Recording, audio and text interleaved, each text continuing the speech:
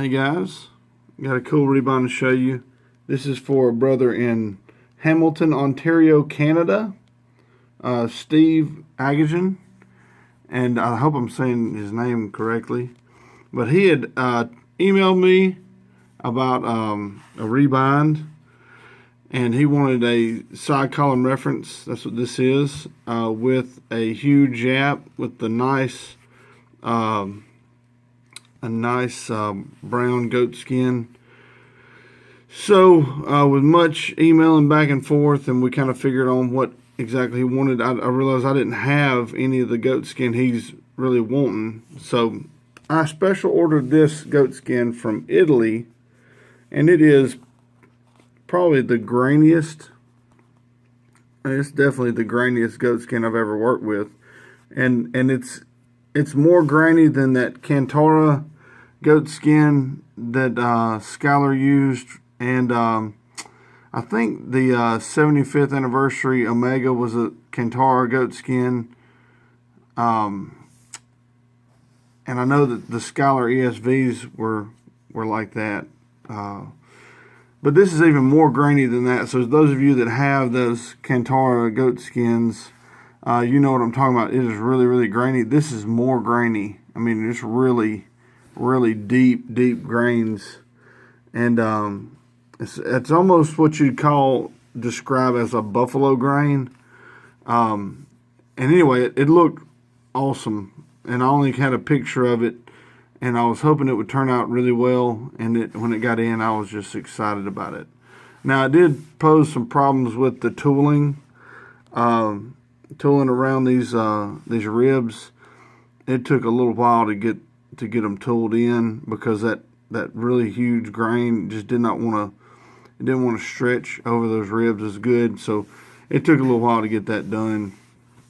Also, it's what we're calling a mega yapp. It's one of the largest yapps I've done.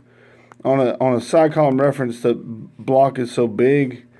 I actually had it cut to be a little bit bigger than this, but I made the decision to cut it back. I think it looks better like this. This is a true more than full yapp, probably overlapping by 1/4 of an inch. So I think it looks about perfect. I mean, a little bit. You could have gone maybe a little bit bigger and it'd been fine. But anything bigger than that would almost look a little silly. But I mean, and really that's subjective. That's my own opinion. But I really liked how this yapp turned out. He wanted a large yapp, and it seems to fit the book block. It looks pretty good. So anyway, so moving on. When we open it up, you can see this is a brown lambskin liner. It's really soft. I really like it. I've used it a few times before. Getting this fold over, like I said, this big, huge, almost buffalo grain goat skin was just not very pliable. So to get this fold over, I actually had to almost glue it 2 or 3 times because it didn't want to stay folded over. So anyway, and to pleat those corners, it was really tough with this leather. Just not as user friendly, but it makes up for it in its beauty for sure. But anyway, so here's the liner. It lays out really nicely. You can see I used some brown. It's a textured. Hopefully it'll focus. Yeah, you can kind of see the texture in it right there. It's a textured cardstock. I get it from Hobby Lobby, but it really seemed to go well with kind of the brown theme. The ribbons are dark brown, gold, and like a cream color, which just kind of goes well together. You know, just these colors just go really well together. So, and he actually bought the genuine leather edition from Evangelical Bible. And the great thing about the genuine leather edition, you see how that the block is curved because the spine is curved. Well, the genuine leather editions are have a curved spine, which I think make the Rebind and the block look much nicer. Just that rounded spine and that the block having that C shape. I like the way it looks personally. So I'm glad that he got a genuine leather edition with the rounded spine. I think it just makes it a little more attractive. The Rebind a little more attractive. And this is a 2015 text. And really, a lot of people give it a hard time about the ghosting, but I don't think it's that terrible. But I mean, it could be better. It's not a 02 or an 04 or a 99.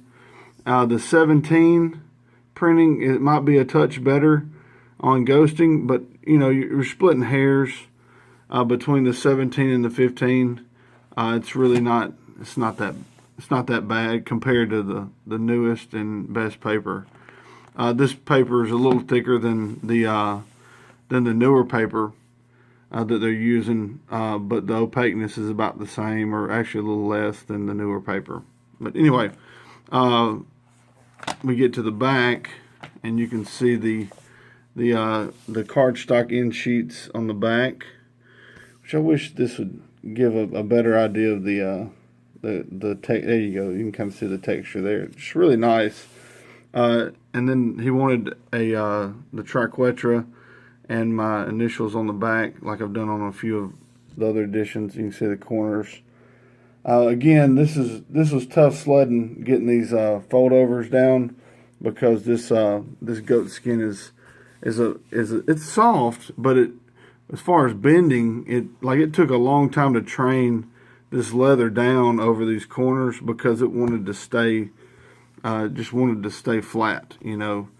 Not that it's not pliable, it's just that's just the nature of that goat skin, and it'll break in with time more, but it's still fairly flexible. I'll do the hand test. As you can see, it's pretty flexible still. It's not quite as floppy as some of the others I've done with the thinner goat skins that I've used, but it still looks really nice. And if we drag it over here, it just has a really nice stance on the podium. The ribbons look good together. I really like how the colors went together. So anyway, I've got to get this shipped off to Canada today before I start back on my week's worth of working. But anyway, thank you guys for watching, and I'm hoping that Steve's pleased with the work, and we can continue to rebind for him in the future. But anyway, I'm really happy with how it turned out personally. If he don't like it, then I'll keep it, and I'll be happy with it. So anyway, I'm sure Steve would rather have it. So thank you guys again. Remember to check out our September giveaway, the C.S. Lewis 8-volume set. Subscribe, like, comment on videos, and be eligible for that giveaway. Again, thank you guys for watching, and much love, and God bless.